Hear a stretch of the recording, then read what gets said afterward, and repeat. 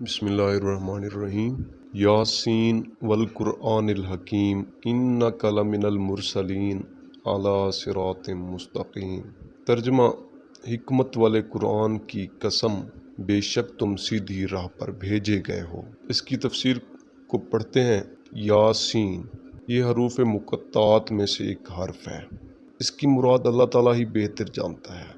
نیز اس کے بارے مفسرین کا ایک قول یہ بھی ہے کہ یہ سید المرسلین صلی اللہ تعالی علیہ وسلم کے اسماء مبارکہ میں سے ایک اسم ہے۔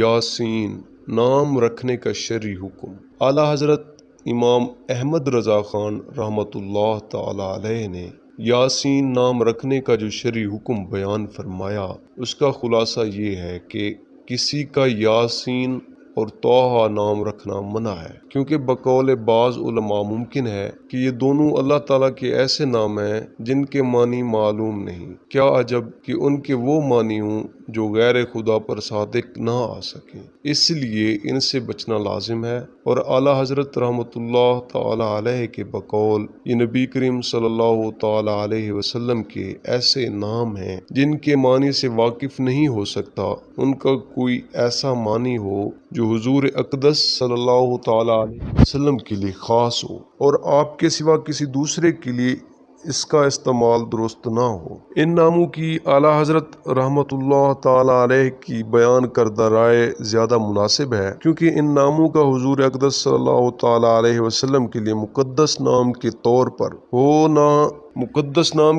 پر ہونا زیادہ ظاہر اور مشہور ہے۔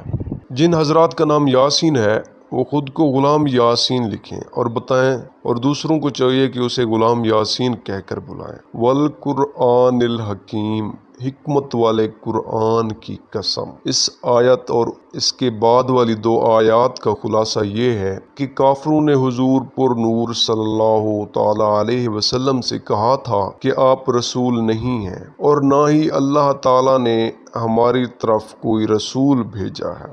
ان کی اس قول کا یہاں اللہ تعالیٰ نے رد فرمایا اور قرآن مجید کی قسم ارشاد فرما کر اپنے حبیب صلی اللہ تعالی علیہ وآلہ وسلم کی رسالت کو بیان کرتے ہوئے ارشاد فرمایا، حکمت والے قرآن کی قسم، بے شک آپ ان ہستیوں میں سے ہیں جنہیں رسالت کا منصب عطا کیا گیا ہے، اور بے شک آپ ایسے سیدھے راستے پر ہیں جو منزل مقصود تک پہنچانے والا ہے۔ یہ راستہ توحید اور ہدایت کا راستہ ہے، اور تمام انبیاء کرام علیہ الصلاۃ والسلام اسی راستے پر رہے ہیں۔ سید المرسلین صلی اللہ تعالی علیہ وسلم کی شریعت سب سے زیادہ قوی اور معتدل ہے۔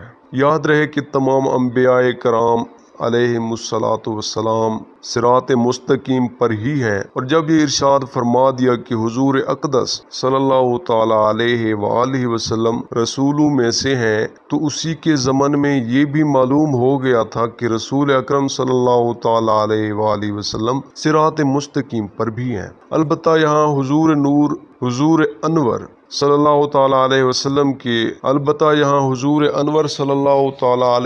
وسلم کے بارے میں صراحت کے ساتھ صراط مستقیم پر ہونے کی خبر دینے سے معلوم ہوا کہ آپ صلی اللہ تعالی علیہ وآلہ وسلم کی شریعت سب سے زیادہ قوی اور سب سے زیادہ معتدل ہے۔ حضور اقدس صلی اللہ تعالی علیہ وآلہ وسلم اور صراط مستقیم۔ حضور پر نور صلی اللہ تعالی علیہ وآلہ وسلم خود بھی صراط مستقیم پر ہیں، جیسا کہ یہاں اللہ تعالیٰ نے صراحت کے ساتھ بیان فرمایا، اور آپ لوگوں کو صراط مستقیم کی دعوت بھی دیتے ہیں، جیسا کہ اللہ تعالیٰ ارشاد فرماتا ہے، وَإِنَّكَ لَتَدْعُوهُمْ إِلَىٰ صِرَاطٍ مُسْتَقِيمٍ، اور بے شک تم انہیں سیدھی راہ کی طرف بلاتے ہو۔ اس کا ترجمہ یہی ہے، اور صراط مستقیم کی طرف رہنمائی بھی کرتے ہیں، جیسا کہ اللہ تعالیٰ ارشاد فرماتا ہے، وَإِنَّكَ لَتَهْدِي إِلَىٰ صِرَاطٍ مُسْتَقِيمٍ، اور بے شک تم ضرور سیدھے راستے کی طرف رہنمائی کرتے ہو، اور آپ کے ذریعے اللہ تعالیٰ صراط مستقیم کی ہدایت بھی دیتا ہے، جیسا کہ اللہ تعالیٰ ارشاد فرماتا ہے، یہدی بہ اللہ من اتبع رضوانہ سبل السلام ویخرجہم من الظلمات الی النور باذنہ ویہدیہم الی صراط مستقیم۔ اللہ اس کے ذریعے اسے سلامتی کے راستوں کی ہدایت دیتا ہے۔ جو اللہ کی مرضی کا تابع ہو جائے اور انہیں اپنے حکم سے تاریکیوں سے روشنی کی طرف لے جاتا ہے اور انہیں سیدھی راہ کی طرف ہدایت دیتا ہے۔ اور اس آیت کی تفسیر میں مفسرین نے یہ بھی لکھا ہے کہ یہاں بے ہی کی ضمیر سے سرکار دو عالم صلی اللہ تعالی علیہ وسلم مراد ہیں۔ سورہ یاسین کی آیت نمبر 2 تا 4 سے حاصل ہونے والی معلومات۔ ان آیات سے تین